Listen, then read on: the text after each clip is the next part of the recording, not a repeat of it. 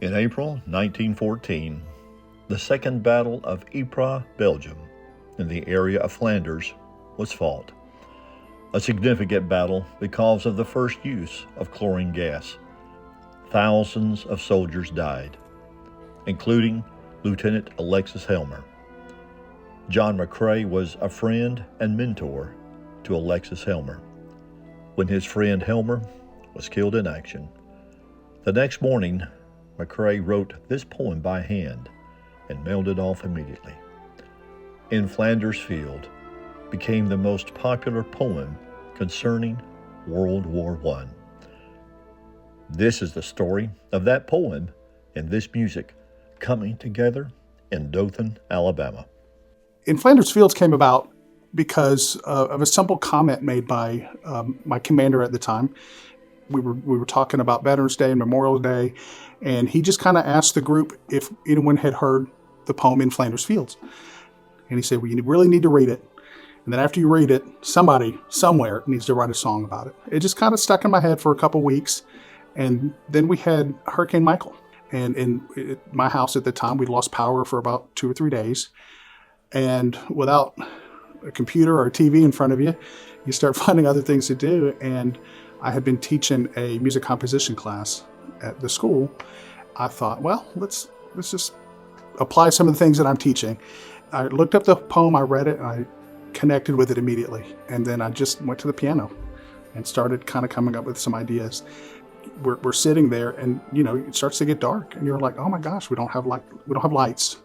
And so we went digging, and we pulled out our old hurricane lamps, sitting at the piano with these hurricane lamps going, because that's just how we had to see. And there was a group in town, Hits for Heroes.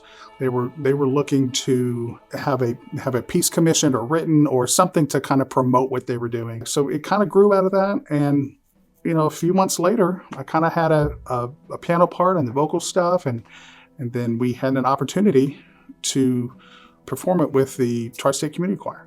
And I believe it was their second performance. I took that piano part and then quickly orchestrated it for a band. And we took the Army Band, combined it with the Tri-State Community Choir, and a few rehearsals together, and then we performed it at First Baptist, downtown Dothan. We had a packed house, and it was probably the most meaningful musical moment of my life, to have something created and then performed and heard live, and to be received as well as it was.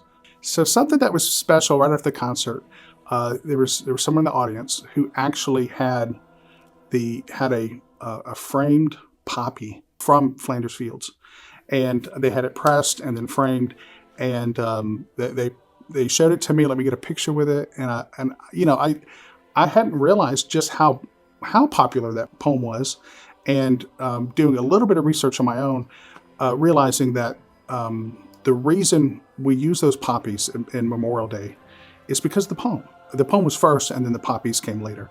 That's why we have Memorial Day, is to remember these sacrifices so that we don't forget. Hopefully someone somewhere will pick up that torch and hold it high.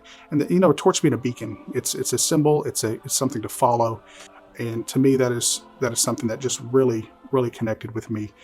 You don't want to break faith with those who died, and you've got to pick up that torch and carry on so that they can rest. And that's what I hope that this piece does for the listeners.